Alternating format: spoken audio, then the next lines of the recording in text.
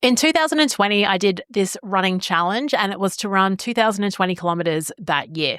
I signed up on the 31st of December, 2019, and the only thing I did when signing up was actually got the number 2020. I divided by 365, and I was like, oh, okay, so it's about 5.5 kilometers a day to get to the goal of 2020. And I'm like, oh, that's fine. Yeah, cool, I can do that. I was running 5 kilometers a day anyway. So I signed up to the challenge.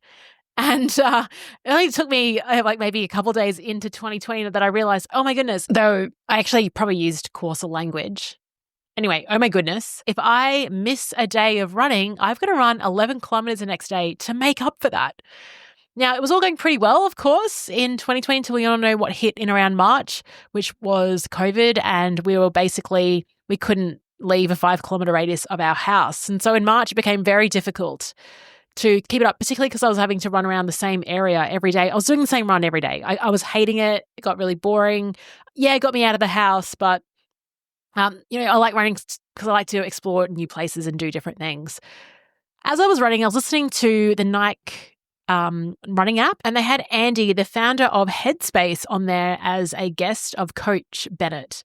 By the way, shout out to the Nike running app. It's a free app. You can get it, download it. You just have it on your phone. But they have, first of all, it's good for tracking your distance and everything else, and you get feedback every kilometer with your time. But they also have these excellent guided runs. So you can listen to Spotify and then also play the Nike running app over the top of it. So you can listen to your favorite songs and then play the Nike comment guided run. So you put on a 30-minute run and they talk you through it. So this is what I did that day. Again, I was getting bored of even my music. So I put this guided run on with Coach Bennett and Andy. And what struck me, it was probably about 10 minutes in. I remember where I was when I heard this, but Andy said, he was basically saying my words out loud. He's like, you might be bored of this run. You might be running the same route every day, but just remember, this run is a once-in-a-lifetime run. You might see a bird that wasn't there yesterday. The sounds are different, the weather is different, and you're different. And that's when it struck me that every moment is a once-in-a-lifetime moment. And we often save up that phrase once in a lifetime for something that is incredible, like seeing Taylor Swift at the MCG, the day you get married, when you win a car. I don't know, this stuff is like once in a lifetime. We save that phrase for that. But in that moment, I realized he's right. Like every moment is a once in a lifetime moment. As corny as that is, it completely reshaped how I approach those runs. And I really started noticing a lot more.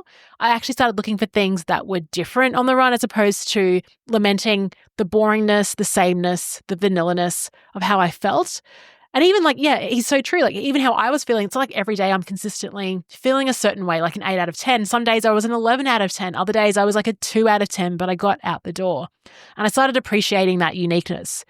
I'll pause there. I did end up finishing the 2020 challenge, I think maybe on the 29th or 30th of December, and ended up celebrating with a champagne lunch with my friend Al, who also was part of that challenge. We both completed it.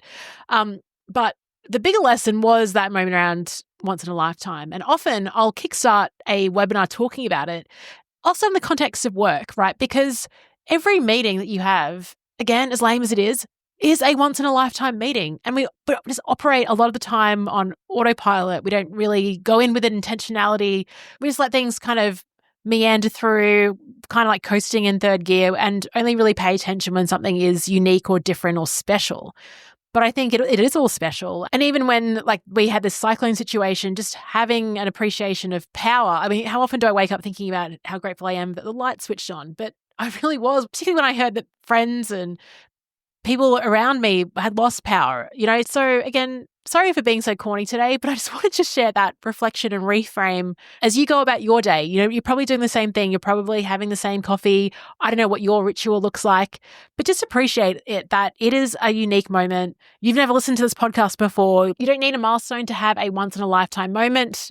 Every moment already is one. You just have to notice it. So today, as you listen to this, look up, notice one thing you've never noticed before, because this moment right now, you will never get it back. Let's recognize it. Let's appreciate it. And I'll see you tomorrow for another once in a lifetime podcast episode.